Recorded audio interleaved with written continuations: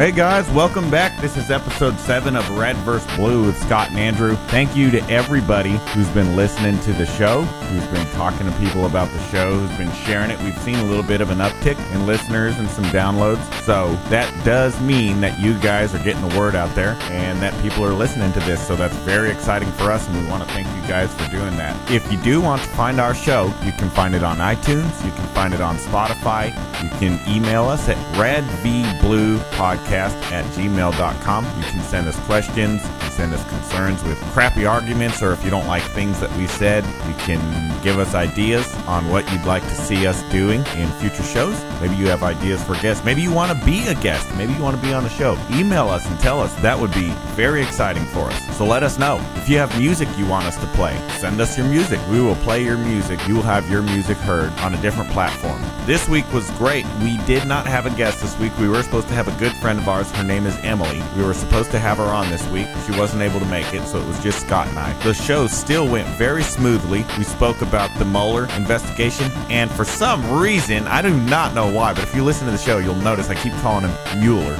So I guess from now on, I'm just going to call him Mueller. So we spoke about the Mueller investigation, and then we went straight into the Kareem Hunt release from the Kansas City Chiefs and the way that the NFL handles violence against women. So we had 2 really good discussions there. Scott had a very interesting philosophical segment, and we did our first challenge segment, which I thought was hilarious. It was a ton of fun, so hopefully you guys really enjoy it. We did something to the voices there just to make it more funny, more believable. So hopefully you guys really enjoy the show. Sit back, relax, have a listen. Tell us what you think. Hit us up. See you guys.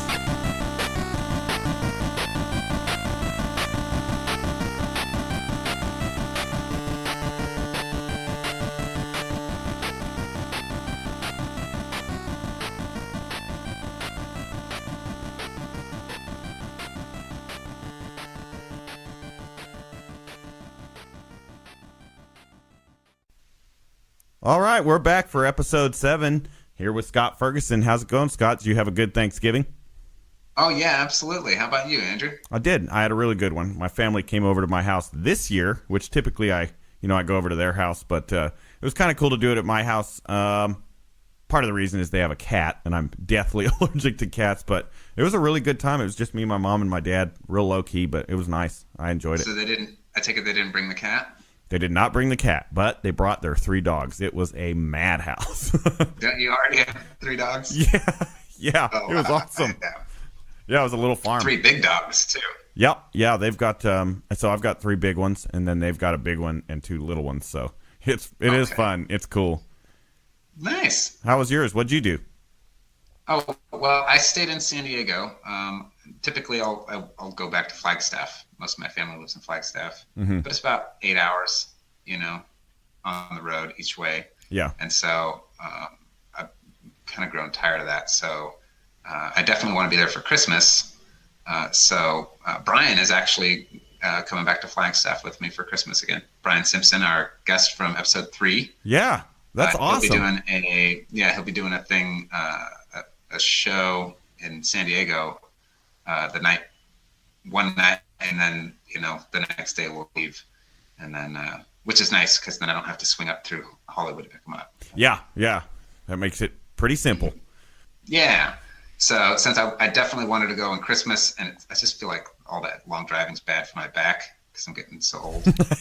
Right. Yeah. It can get uncomfortable. I do love driving though. It's one thing that I never get tired of. Really? Yeah, I actually don't mind traffic at all unless, I'm running late for something, then I mind it. But otherwise, I don't mind traffic. I don't mind sitting in traffic, being on the road. Because you're always listening to awesome music? Yeah, for the most part. I listen to the heavy metal 24/7.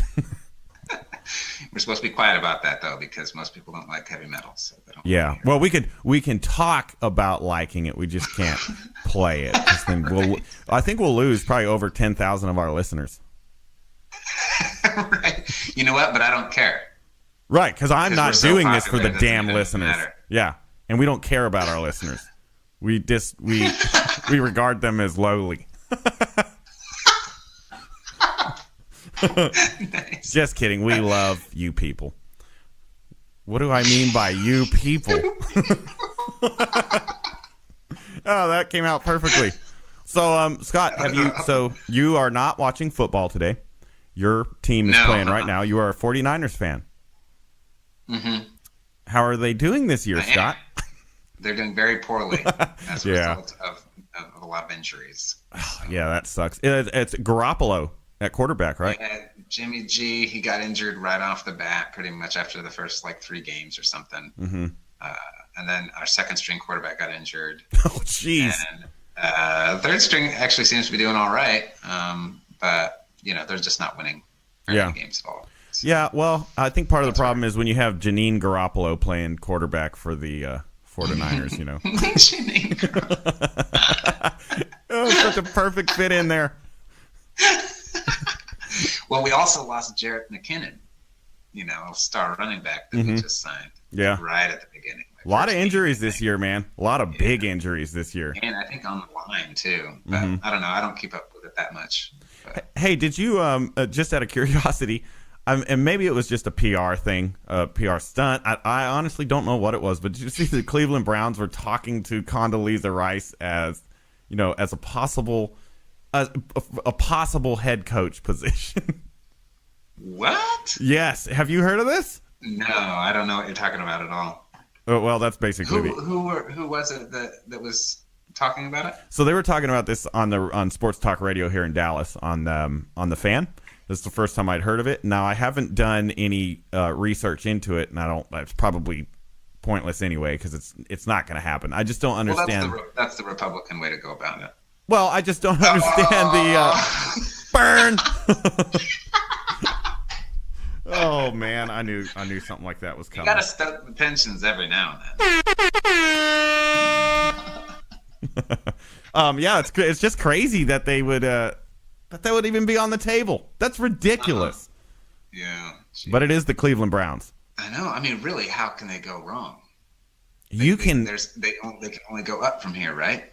You can't go any lower. No, that's true. Yeah. Although they did have 2 seasons of almost 0-16. Right. Did you see when they are going up? They are moving up. Yeah, they are moving up. They're doing better. You saw that one season where they won one game, and every player on the team got a game ball. What? Oh yeah, because they, it was like they had won the Super Bowl. Because the year prior to that, they were 0-16. So I guess you got to give them something. George H.W. Bush passed away. Sad moment. Yeah, that's a real bummer. He's kind of part of the reason that I became so patriotic as a kid. Mm-hmm. I think it was in 3rd grade or something. We had a class project to write a letter to the White House. Really? And I got a huge packet back with a letter. Of course it was a form letter or whatever. Wasn't like he sat down and wrote me a letter, but man, it just made me feel like I had a great government, Yeah. Like I lived in a great country. That is awesome. Yeah. And it was just really neat. And it's too bad to see him go. He was, he was a lot different than his son, and he was quite a lot different than Trump. Yeah, he was very well liked on both sides. He was very well liked. Yeah, at some points in his presidency, he had more support from Democrats than he did from Republicans. Mm-hmm. Yeah. I think a cool thing to see, too, is you see you don't see, it sucks when anyone passes away. It sucks for their family and their friends, regardless if you don't like the person or not. But it is cool to see on social media, when somebody passes away. It's cool to see nobody, throwing darts like, oh, good, I hate to see that, whether I liked the person or not. Mm-hmm. Yeah, I agree. It's just not the time for it, No, at least wait 10 minutes. At least give it a few minutes before you start slinging insults and stuff. People get way into it way too fast. All right, so Scott, you had sent me a clip of a debate between Ronald Reagan and George H.W. Bush. It was on immigration in 1980. Mm-hmm. Go ahead and play that clip. Yeah. Okay. Look, I'd like to see something done about the illegal alien problem that would be so sensitive and so understanding about labor needs and human needs that problem wouldn't come up. But today, if those people are here, I would reluctantly say I think they would get whatever it is that they're, what the society is giving to their neighbors. But the problem has to be solved. The problem has to be solved because as we have kind of made illegal some kinds of labor that I'd like to see legal, we're doing two things. We're creating a whole society of really honorable, decent, family-loving people that are in violation of the law, and secondly, we're exacerbating relations with Mexico. The answer to your question is much more fundamental than whether they attend Houston schools, it seems to me. I don't want to see if they're living here, I don't want to see a whole thing of 6- and 8-year-old kids being made, one totally uneducated and made to feel that they're living with outside the law. Let's address ourselves to the fundamentals. These are good people, strong people. Part of my family is a Mexican. So what do you take from that? Well, he sounds like a liberal from today. Mm-hmm. I feel like the debate has shifted a lot on that, and I kind of wanted to focus on George H.W. Bush because he passed recently, but Ronald Reagan he sounded pretty much the same. The Republican Party had a different kind of take on immigration. It seems to have shifted over the years. Yeah, it's become extremely hardline. Mm-hmm. It seems like it. Yeah. I like. I also like what he said that they have to get to the root of the problem. I think right now you're just trying to band-aid a symptom and not get rid of the cause or the root, which obviously, like we've talked about before, and I don't understand the whole thing. It's super complicated and a very large issue, but he is totally right that you have to solve the problem. You can't just keep getting rid of symptoms while the main problem is still there. Absolutely. Yeah, and it's interesting how he focused less on that and more on the humane aspect of how we deal with it. It ought to be humane and treat these people like decent human beings or whatever, and now it seems to be shifting to like, well, okay, what exactly is the solution? Yeah. Mm-hmm. I don't know, maybe there was more substantive talk about it then too, but it does seem to be like it's become more of a dividing issue. Oh, super polarizing.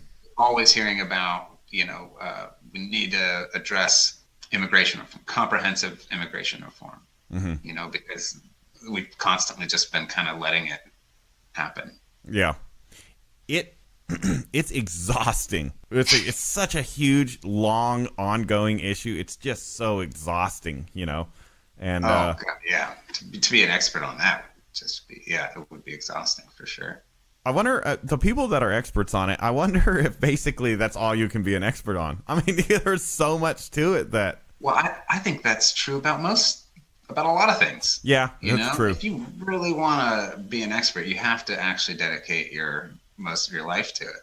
Yeah. And it's like, I'd rather learn about a lot of different things on a more surface level. Oh, I'd rather be subpar at everything. Like very below mediocre. That's my goal. And it's easy to meet those goals. I feel super accomplished, I feel like I've been doing a lot when I am below mediocre. It finally makes sense to everybody why we don't know what we're talking about. Right, exactly.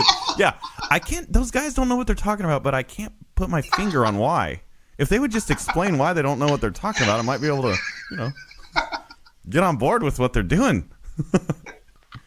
So now everybody. Wow. We set our expectations very low and we meet them and then high-five the hell out of each other. Way to go, Scott! Oh, yeah. Oh, man. Hey, you gotta under-promise and over-perform. Yeah, that's true. That's what my wife tells me. That's awesome. Don't say that you're going to be back like 5 or 10 minutes earlier than you think you're going to be back to sugarcoat it. Because then it's worse. Yeah.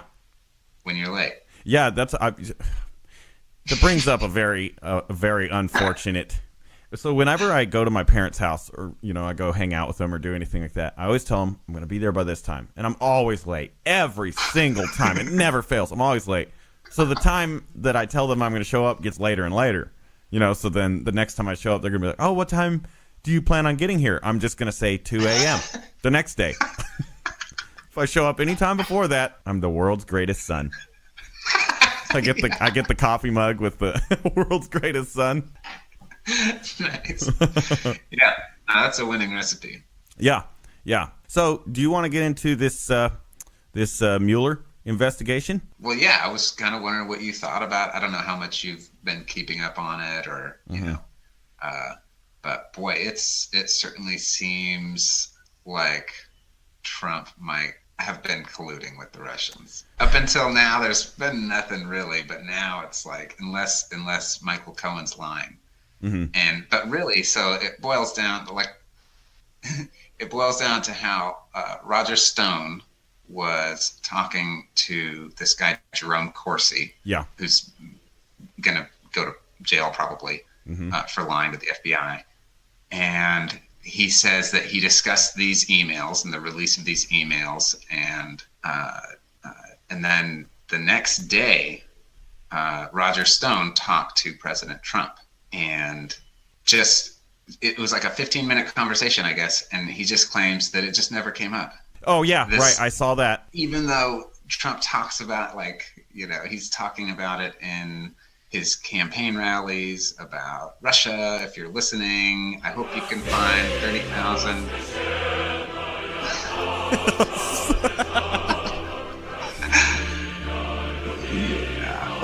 Okay, sorry. Go ahead. No. It's okay. And that's not that. That's not it. But that seems like a big deal to me. And the fact that Trump knew about these things, these are violations of federal law, Anti-Foreign Corruption Act, or something like that. That's not quite right, but it's a clear violation. Oh yeah. So this is a different part of it where the Trump organization was considering giving Vladimir Putin the presidential suite in a Trump Tower if he were given the opportunity to build it there. Right, that $50 million suite that they were talking about. Yeah. And that's a corrupt practice that's against the law, and Trump knows that it is because he's railed against it as an unfair law that puts American developers at a disadvantage to like German or developers from the UK or something who actually, I just found out I think until recently, they were able to deduct bribes to foreign officials from their taxes. So they were legally allowed by the German and UK governments to to bribe foreign officials. But under U.S. law, we're not allowed to do that. Yeah. So this would have been a clear violation, and it seems like Trump definitely would have known about something like that. The fact that he's been cozying up with them. Anyway, I don't want to just keep railing on this, but it seems bad, dude. I think he's going down. So it does seem bad. I think that Trump's helping the optics look worse, because that kind of whole what's that saying from that movie? Methinks the lady doth protest too much. So he adds to the horrible optics by on Twitter trying to eviscerate anyone who's running this investigation or who has part of it that's against President Trump. So I think he's adding to that. But I think Mueller is under so the probes that they had back in the Clinton era. I think they had a wider they had more leeway as to what they could and couldn't release at what times. It's true. And Mueller's under this I think he has to give significant events immediately. And obviously he runs a quiet ship, so he's not a very leaky guy. But I think the fact that you haven't heard a lot in general, aside from depends on which lens you view this through, but if you want to call them patsies or if you want to say that, these people, they're guilty, of course, but does that mean that Trump is guilty? So I think that the fact that you haven't heard anything, it just makes it really hard. It's a ton of speculation. So, I mean, I could see how you would think, you would say that, and a lot of people would be like, yeah, Trump's going down. I don't know if he is. I don't think he is, but that's just coming from what I just said, where I think if there had been some super damning evidence toward Trump and not people in from his administration, then I think we would have heard something by now. Well, this is that, because like I've been on that kind of thinking along the same lines as you, is that nothing seems to be tying directly to Trump yet. Mm-hmm. This is where Cohen is saying that he was keeping Trump and his family, Ivanka and Trump Jr., in the loop about his trying to get this Trump Tower in Moscow. Right. And so Cohen is saying that they knew about all this. Yeah. And knowing about it, while, even if you only know about it, if you stand to benefit from it and allow it to go on, you're criminally liable. Yeah. And I, don't mistake me defending it or saying, I don't know if that's the case. Don't mistake me saying that for saying, like, if he is found guilty of something that, nothing should happen. I do think he should be held accountable. Sure. But let's just just play devil's advocate on your side. Let's say Cohen is lying. Speak from that perspective. Oh, man. Well, Manafort already has been lying. Mm-hmm. I don't know if he lied in any of his in his plea deal or whatever, but yeah.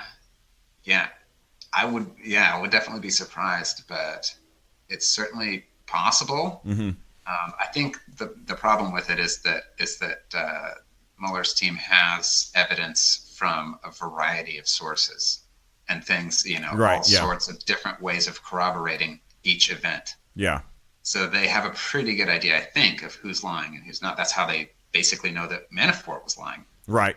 Now they're charging him with lying, and they're doing away with his plea deal and everything. What's supposed to happen on the 12th? You're right. It could be. He's got a lot of loyal people. Trump does. Yeah. And Manafort, he played a double agent for months. So yeah. Who knows? My ultimate thought. I do think this is the case, and it might not be. I could be wrong, which I very often am. I absolutely think this is going to turn into nothing. Like nothing will happen or come of it, except for the people that are already getting in trouble are going to get in trouble. I have just this suspicion that it's going to basically peter out, and nothing's going to happen. Yeah, well, because I remember we talked about this on Facebook, where I don't know if I made a post or you made a post, but then, you made a post joking about the appointment of the special counsel. Mm-hmm. This was right then, like April of 2017 or something. And I was like, I don't know, dude, from what I'm hearing, I think this guy's going down, and a whole bunch of people around him, and you're like, okay. Or I think he's going to get impeached, I think is what I said. And then you were like, okay, sure, well, but it's going to go just as far as Clinton's impeachment. Right. Yes, yeah. And so that's certainly possible. It could, as far as Trump's concerned. But he's going to face problems when he leaves the presidency. Mm-hmm. Yeah. Which is going to further incentivize him to try to take complete control of the government. Yeah. I just think, I don't think anything will happen. The worst I think that's going to happen to Trump is he'll have a stain on his time in office and his administration. I think that's the worst that's going to happen. I think Trump will see it as a massive victory, of course, because he's not going to be, in my opinion, not going to be impeached, not going to be removed. Even if they impeach him, he would see that as a victory after he ends up not getting removed. Oh, yeah. He would only focus on whatever good, just like any politician. Right. Yeah, for sure. God, it is such a... So I even tried reading... So I tried reading articles from very liberal leaning sites, and then articles from almost conspiratorial right wing sites. And it's, no matter where I'm reading articles from, it is so complicated and so convoluted that I think, well, I might as well just wait till the end and see what happens. Yeah, it is nuts. Mm-hmm. It's just even getting started talking about it. Oh yeah. all sorts of things come to mind that that I've heard, that it's like, oh, this tangent, that's important, but I got to stay on track with what I'm trying to say here. About I think this particular scandal. I think we expertly summed up the entire situation. Yeah. I'm guessing Robert Mueller's going to call us for questions.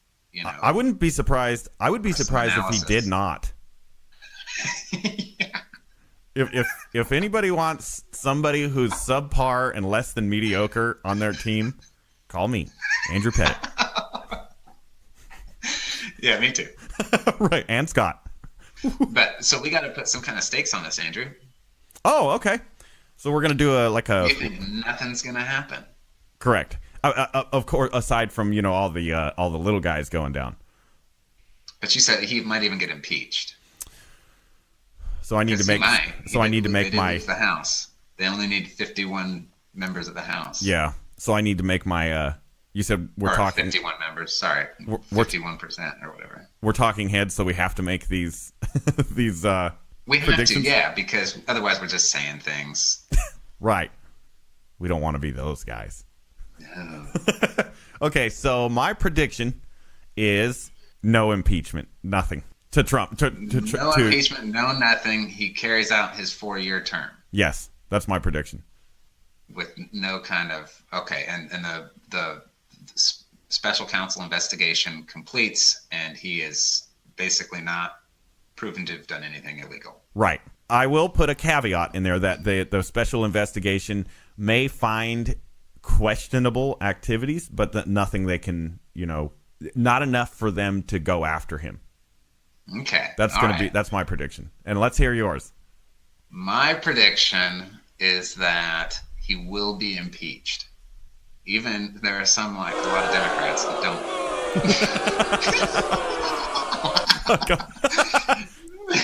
There are some Democrats who don't even like talking about it because it just seems, it turns off Trump supporters for one thing. But I think when the information comes to light, they're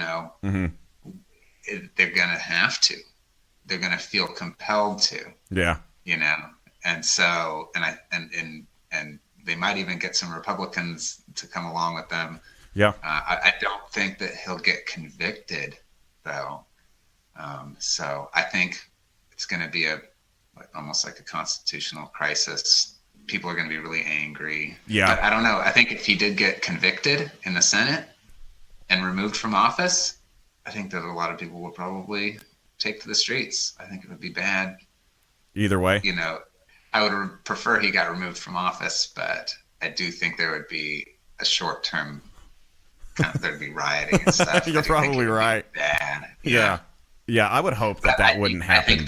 I think that if the rule of law is to prevail, based on what I've heard, that's what needs to happen. Yeah, I agree. I mean, if it's an impeachable offense, and if it is an impeachable offense and he gets impeached, I'm not going to be saying he shouldn't have gotten impeached. I mean, if it's impeachable offense, then so be it. And if he gets removed for it, so be it. I just don't think, any of that will happen. Man, I bet you're right, too. I bet if he did get removed from office, it would be bad. I think so. Yeah, I do think so. Yeah. It'd be because they're constantly talking about the deep state, dude. That's basically to a lot of people, that's the deep state coming in and saying, hey, man, you got to go. You're being too good to the people. Yeah. You're being too good to the people. We can't be having that, man. There's way too many people flourishing. This country is too prosperous. You got to go. People are going back into coal pits. Yeah. All right. Everybody's happy now. They're going back down into the big dark hole that kills you. Greatest job in the history of mankind. Right.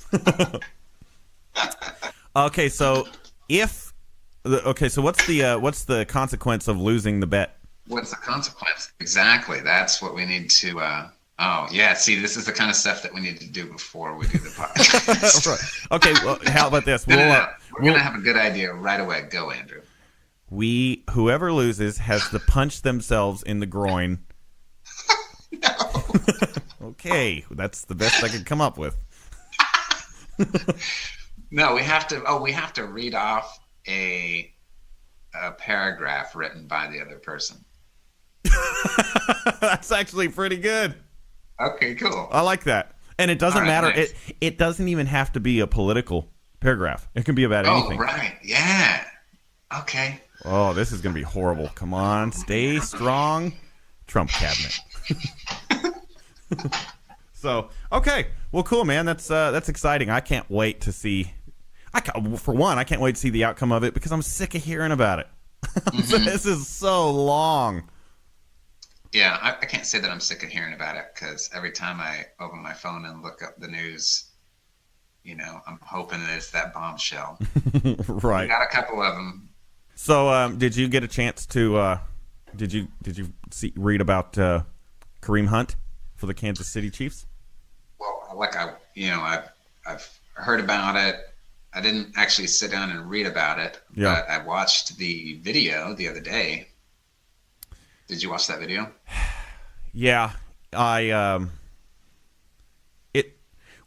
you hadn't watched the video and you read what people said about it, it would seem like it was the worst thing you'd ever seen. Then you watch the video and there's, a lot more factors that go into it than, some guy just beating up a woman. I think he got hit by one of his friends and then, ran into her. The part where you kind of got to throw your hands up and not defend it at all is the kick. I mean, when he goes back over there and kicks that girl, come on, man. Yeah, and it's true that it wasn't even, he basically flailed his leg at her. Yeah. It's not like he was trying to injure her. Right, yeah. It wasn't even a hard kick. You know? Do you like that he was or not like, but do you respect that he was released? I think I do. Absolutely. Yeah. Yeah, I think it's good. I think that private corporations, or charities, I guess the NFL is actually a charity, but businesses ought to be able to make these stands themselves. They have to decide what kind of things they're willing to tolerate and all of that, and that should be up to them. But I think it's a good thing if we live in a society where those people feel compelled to do what I think is the right thing. Yeah, I agree. That these people should be punished in a way that it really affects them. Mm-hmm. I agree. Instead of just a short stint in jail or whatever, a fine, that doesn't really mean anything to them. Couple game suspension, yeah. Right. Yeah, I agree. I felt bad. I felt bad for him, especially after watching that interview after he was released with. I didn't see that. Yeah, I can't remember who the reporter was. I genuinely felt bad for him. Those guys basically spend their entire life to get to that to that level, and then to lose it. Granted, their entire 22-year life. Yeah. Well, you know what I mean. Yeah. Right. He I just felt bad for him, but I do agree. Yeah. I mean, I actually think Kansas City probably is setting a really good precedent because they just released one of their beastliest players, for something that other players should be released for too. I think they set a really good precedent. I mean, because like you said, a lot of these guys are basically getting slaps on the wrist, especially for the NFL, who cares about the optics of how domestic violence looks and violence against women. To do that, I think they were losing huge numbers, right? Of course, not to the extent it was when the anthem protests and stuff like that, but I think they were still losing a lot of viewership by the way they handled a lot of those domestic violence cases. Yes, I think so. I don't know the specifics of most of those situations, but I have heard a lot of criticism by the ways that they have dealt with domestic violence issues. Mm-hmm. But I do remember Ray Rice. I thought he got suspended.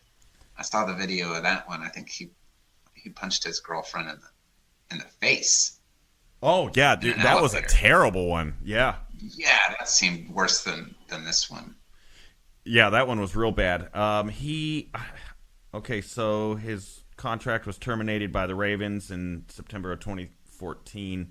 And then, he was out of the league. Oh, wow. Okay, yeah. Well, There you go. So, yeah, I guess they're not, I guess some teams have been setting this precedent, for a while too. But yeah, it does seem tough because you could easily look at that one and say, well, he punched her in the face, so they did the right thing, and then it becomes hazy when they're trying to, and I get it, I guess when they're trying to say, well, he did this, but was it as bad as this other thing? And that's why you see like different game suspension levels and stuff like that. But of course, you're going to have a very loud group of people that want this real hard punishment across the board, no matter the severity of the violence, I guess is how I would say it. This seemed bad. He made a terrible decision, and constantly going back. He could have just locked himself in his room or whatever. Right. It's not like he was defending himself. He had to worry about his safety. Yeah, exactly. He was just lashing out. I'm sure she pissed him off, but whatever. You can't just. Yeah, you can't do that. The worst part is he lied to the team. I guess they had. Oh, really? Yeah. So I guess this was back in February, and then there was a police report, and so he spoke with the chiefs about it, and they asked him to all the details and everything, and he left out. He omitted truths, so he lied basically, and then I think that weighed really heavily on releasing him. Because even working for a company, a lot of companies will try to help employees if they get in some trouble, especially if you're forthright and honest with them and everything. But man, if you lie, there's nothing they can do about it then. Yep. Somebody should tell that to Trump. Now it seems to be working for him so far. Well, Trump should be okay. I think the extent of his punishment, he should be suspended for a week from Twitter, and then we wash the slate clean, and everything's back to normal. No, that's where we're getting all our evidence for obstruction of justice. We don't want to get off Twitter. So let's hear your, presidential debate or presidential speech. All right, we're getting into it. Ooh, we're getting into it. Yeah, this is exciting. Okay. And now, the 46th President of the United States. Good evening. I stand before you, not as your president, but as a citizen of this great nation. The holidays are a time to give thanks, a time to cherish loved ones, and a time to reflect on blessings that have touched so many of our lives. Sadly, the attack that was leveled upon our beloved country in the past 24 hours has turned this time of year into a horrific nightmare. Last night, I agonized for hours on what words I could say to assuage the fear, the anguish, and the anger of the American people. I came to the conclusion that I can do none of those things, for I too am afraid. I too am in anguish. I too am angry. After hours of prayer and counsel with officials, I now know we as a people are left with but one choice. We must answer this unscrupulous act with 100 times the fury to which we were subjected. Such in the way the English raised the dragon, so too shall we raise Lady Liberty's torch of freedom. The tactics of war have changed, so we too shall change in accordance. The might of the American military, coupled with the might of our allies, shall be felt with such suffocating force that surrender or total annihilation will be our enemy's only options. Casualties of war will be high. Our enemies have chosen to be in our debt, and now they will pay that debt with rivers of blood that will flood their streets. My heart aches to know that our sons and daughters, brothers and sisters, and mothers and fathers will be in harm's way, and it breaks my heart to know that many of them will die. The road ahead will be hard and fraught with peril, but America is the sleeping giant, and she has been awakened. I ask that you pray as I will pray. I ask that you keep the faith and fight the good fight. We will emerge victorious, and the world will know that liberty's flame will never be extinguished. God bless you, and God bless America. Good night. Nice, dude. That was awesome. Thank you. Thank you. To war we march. To liberty. For freedom.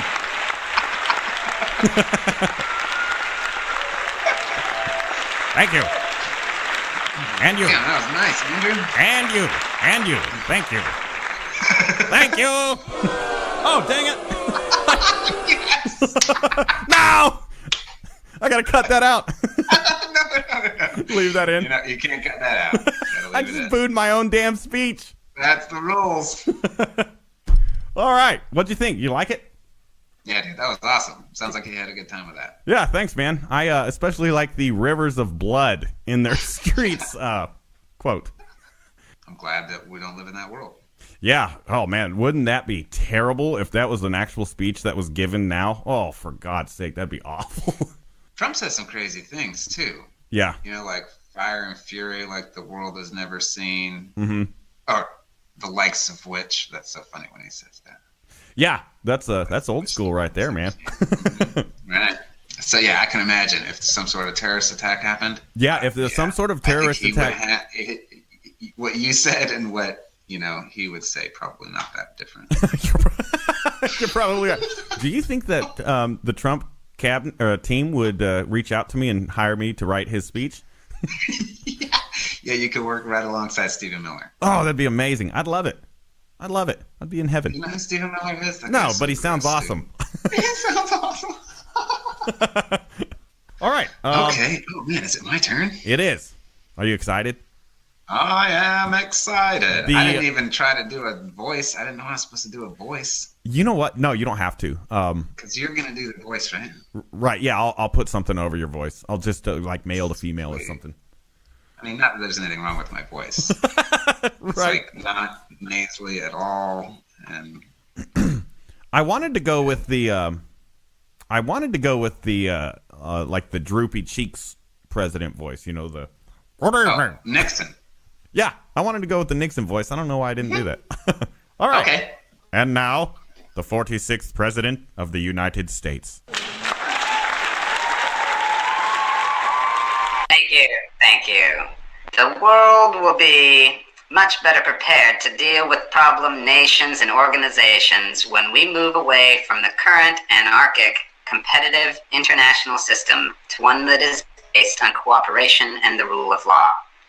In order to make positive changes in the world that support market growth and the development of stable societies, the United States must lead the way in shifting the international arrangement away from state sovereignty and toward global government. This government should be equipped with the powers necessary to deal with the collective action problems that arise in the increasingly interconnected world in which we live. Today, the world's nations are connected economically, environmentally, and in terms of security. State sovereignty has become such a crippling force against legitimate attempts to mitigate conflict and promote cooperation between nations that our departure from it has become a moral imperative. Although the results of UN actions have been mixed, the goals are certainly worth pursuing more fervently.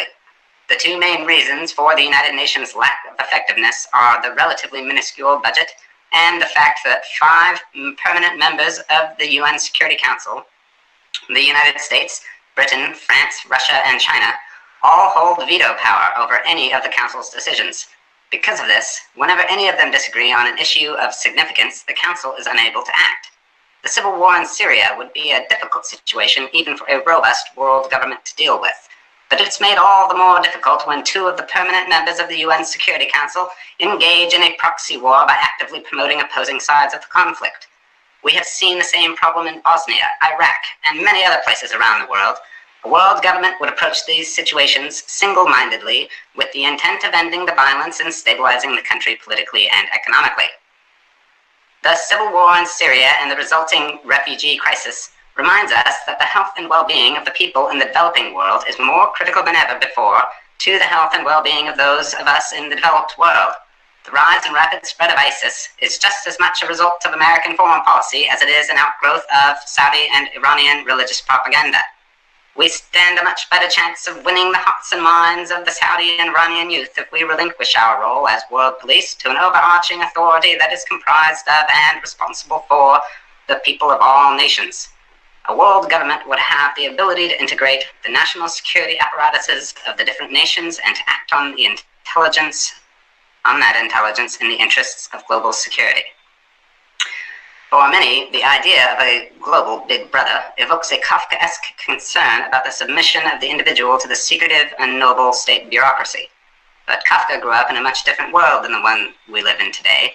We've learned an enormous amount about how to build a just city, with proper divided powers, transparency, checks and balances, and a system of federalism in which individual nations retain sovereignty over certain internal affairs. We can do for the world what the founders did for the original 13 states in Philadelphia in 1787. The individual states at the Constitutional Convention had serious concerns about giving up too much sovereignty. In some small cases, states lose out, but they all become stronger and better off as a result of creating the office of the presidency and giving the United States Congress the ability to pass laws that affect all states. Crucially, none of the states were given the power to unilaterally veto a piece of legislation just because they didn't like it. The world's economies are connected through global markets, free trade agreements, and supply chains. While some domestic sectors take hits in free trade agreements, they allow far more wealth to be created globally as countries have a wider customer base for the industries in which they have a competitive advantage. With a world government, the whole problem of trade could be approached with an eye toward long-term global improvement, as opposed to the short-term domestic results that are currently sought by world leaders. Our inability to address the issue of climate change is perhaps the strongest argument in support of a world government. Over the next few decades, global climate change will exacerbate existing crises and create new ones. Massive coastal populations all over the world will be forced to relocate due to rising sea levels, extreme storms, and the disruption of natural ecosystems. Climate change is already forcing some groups to relocate. In fact, the state of Maldives has created a fund to buy land in another country in order to move its 300,000 residents as its territory disappears. If climate change takes the course that experts predict, the number of problem states and organizations will rise dramatically in the coming decades. Even if we were to cut greenhouse gas emissions back to 1990 levels today, it would still be too little too late. The pain felt due to global inaction on climate change ought to be shared, not borne disproportionately, as it so often is, by those least responsible for it. Economically impoverished nations and the resulting refugee populations don't just cause short-term economic strain on countries like Germany, France, and Colombia. They also put significant strain on liberal democratic political systems. Nationalist movements across Europe, the United States, and Latin America have grown in prominence due largely to the real and perceived ill effects of accepting immigrants and refugees. It is critical that we come together on the issue of state sovereignty while there's still time. If far-right nationalist movements are springing up now, there's no telling what will happen to liberal democratic political systems when the refugee crisis is 5 or 10 times worse than it is today. Our ability to come together as a global unit will be drastically limited in the face of market turmoil, extreme scarcity, and the resulting calls for protectionist and even aggressive foreign policies. For these reasons, I am urging the Congress to approve our entry into the Global Government Treaty Organization. May Darwin bless the United Nations of Earth. Awesome!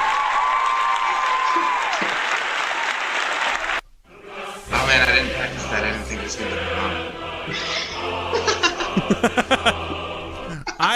wrong. Yours was a very smart speech. It was an essay that I wrote for my international relations class. Oh, but it was? I pared it down. Oh, yeah. So you cheated. I totally cheated.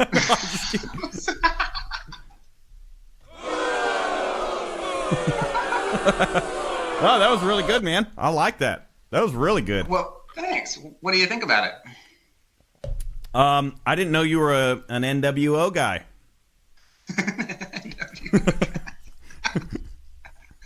No, I'm like a FWO guy. Future World Order? Nice, you got it. Yeah. Oh. Yeah, it's definitely not good enough today. Yeah. Definitely not. Well, that was really good. So, who do you think won? Oh man, yours would probably definitely. If I had to listen to one of them, I'd listen to yours. But if I had to, but I wouldn't listen to my own because I hate hearing myself. So I would just listen to yours. So we both lost and we both won. Oh, no. Wow. Here we go.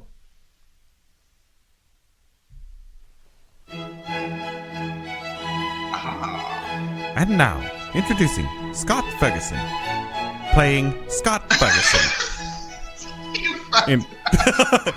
Getting philosophical with Scott Ferguson.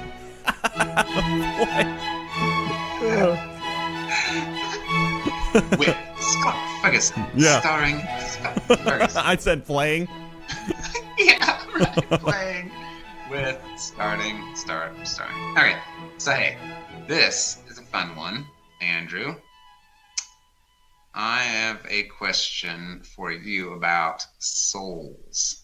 What do you think happens to a soul? Like, how does the whole thing work? Basically, the typical idea is that upon conception, right, when the sperm fertilizes the egg, then that, like, a soul gets attached to that, or how do you envision that working out? A woman is blessed with a child, and then I think the soul's probably immediately, life is breathed into that, by God.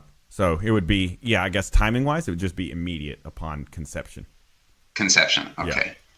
So then what happens, do you think, when, like, you have, like, identical twins, right? So then you've got a zygote with a soul, and then it comes to be a blastocyst until it divides and it becomes two different people. Yeah. Identical twins used to be the same embryo. So is it just like God just adds a soul right then, or? Man, I don't know.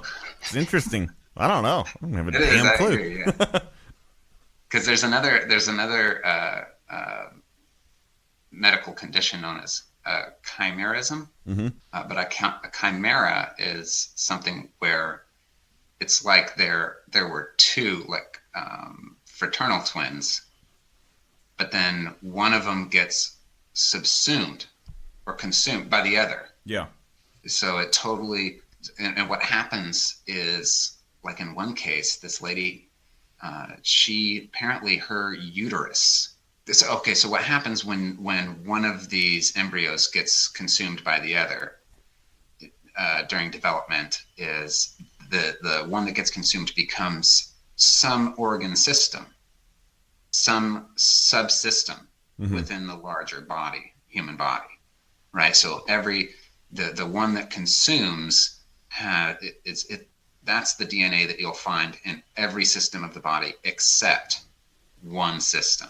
So in this one lady's case, her chimera was her uterus, I think. And so her children did not share her DNA. So when she filed for, like, Medicare or something like that, some sort of state subsidy on the basis that she has these three children, she, like, basically had to defend herself in court to prove that she was the mother of her own children. Holy crap. Yeah. So, and this is not a very common thing, but then when you think about the soul, it gets so weird. Like, what would that mean? Oh, man. Yeah. That's it super. Doesn't seem to add up to me, yeah. Oh, man, that is so confusing. It makes me tired to think about it.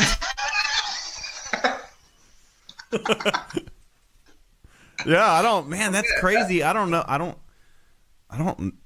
don't even understand how, I don't think anybody knows how a soul works, so I don't know how that would work when it's, I guess the courts would have to decide on who has the soul.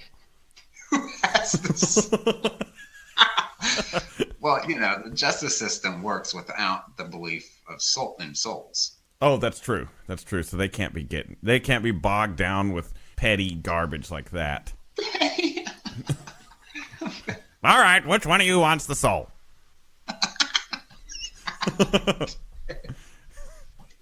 Do you did you see the Simpsons episode where Bart sold his soul for $5 to Milhouse? Yeah. That's a great. And then he was like a little monster when they shined the flashlight at him because he didn't have a soul. Can I make a request for the next Getting Philosophical with Scott Ferguson? Of course. So I would request on the next one. Can we do a would you do this or would you do that? Oh, would you rather? Or one or like a philosophical would you rather? I think all would you rathers are philosophical in nature. Really? Well, to some extent, they get to your desires and your reasons. And, good point. Yeah. Like, would you rather kiss Dr. Phil on TV, live TV, or like I can't remember the other one. Man, I want to tell you one right now, but maybe I should save it for next week. Yeah, save it. Oh, build all this suspense for the viewers. Oh, they're gonna love God. Millions of people are gonna have a hard time sleeping all week. Oh, we're definitely in the millions now. I saw that little spike on our analytics the other day. Oh man, it's been great. We had 2 listeners, and then the next day we had 1.2 million. My mom really got the word out there. My mom and your wife. Your mom is great. Yeah, they're a good. What do you like, a street marketing team? Like a street team? I guess is it your mom that does the Facebook comments, or I assumed it was your mom? Oh, that's always my mom for sure. If it's something real nice, it's my mom. Neither of my parents are on Facebook, so. Oh, they don't have one? No. My sister made one for my dad, but he's never used it, so it just didn't work. If your parents were both into Facebook, do you think they would both have their own, or do you think it would be a joint account? Oh, they would have their own, I think. You think so? I think so. Yeah. Well, maybe not. Maybe not. My mom, they were sharing the same email for a while, so. I notice a lot of people get flack for joint accounts. It doesn't bother me at all. I think it's totally fine. I know people get a lot of flack for it, though. Oh, yeah, because it's like you don't, like she's got your nuts in her purse. Yeah, or the guy doesn't trust the girl or something. It's always, that's the assumption. I haven't heard that version, but that makes perfect sense. Yeah, but it's typically, I could see those assumptions being somewhat valid for younger people, just because it's the age of social media. But I think older people, it's totally normal for them to have a joint account. For one, they use it like old people. I mean, they have just the way they comment, and you're like, Mom, you just commented on the wrong person's post, and that's Yeah, I wonder how many marriages have ended because some old couple had a joint account, and like the guy was hitting on some girl using the account. Didn't even understand that his wife could see it. That's happened like hundreds of times. Oh, it has to, dude. It's got to be in the thousands. Probably. It's got to be in the thousands. So, God, how could you be so dumb? That's hilarious. People are. Oh, yeah. Sitting there commenting on it, and his wife's looking directly at the messages as they. Just watching real time him hit on young girls. He's on the computer and she's just on her phone and just watching like, what the hell? Yeah. Oh man, yeah, it's gotta happen. Oh man, that's hilarious. What are you doing in there, honey? Oh, nothing. Hey, so I've got our assignment for next week. You ready for it? Oh yeah. Okay, sweet. Yeah. What is it? Okay. So that last one's great. That first one really worked out. Thanks, man. Yeah, I like it. It was hilarious. That was fun too, man. It's bullshit that you didn't win the competition. That's all I'm gonna say. I'll say the judges are pieces of crap. I should have been given that I should have won by a landslide. Yeah. Anybody that voted against that is a total loser. Right. So my assignment for next week is going to be, we're going to each be a politician, in general, just a politician on the dating game. And so you will get, contestant number 1, and then you'll be that contestant, and you have to answer each question. The questions are going to be romantic in nature, but you have to answer them super politically. Okay, neat. Oh man, that's a great idea, Andrew. Yeah, I think that'll be hilarious. So we'll do that. So nice. We'll each come up with a set of questions that we're going to ask, and then we'll each obviously have to come up with political answers too, and then we'll swap questions, and then the answers we'll hear on the day of. I think that'll be hilarious. Yeah, dude, that's awesome. Yeah, great idea. Thanks, man. See you guys. See, listeners, you stuck with us this long, and you can see it's already paying off. It's already paying dividends. I've always wanted to say that. Yeah, I hope all of our listeners got that check that we sent out, that profit sharing check. That's true. Wait a minute. I didn't get one. Well, you didn't you didn't download all the episodes. You have to download all of them. Yeah, that's true. Oh, and but we shouldn't really say that because that's not actually true. If you download all of our episodes, you will not get a check. Hello. Yeah, we have to add an actual disclaimer. You will not get paid.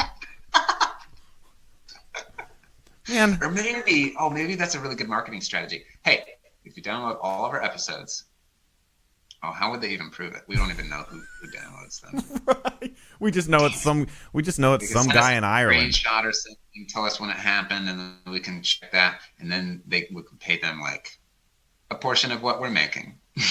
Yeah. And people would be surprised to know how much we're bankrolling off this show. I mean, it's insane. Yeah, you know what? We'll give you guys 10%. I've never made so little in my entire life. Wait, but what if 11 people do it? Then we're given 10% to 11 different people. That's not good. That's 11 times 10. Carry the 1. That's 87%. How are we supposed to cover that?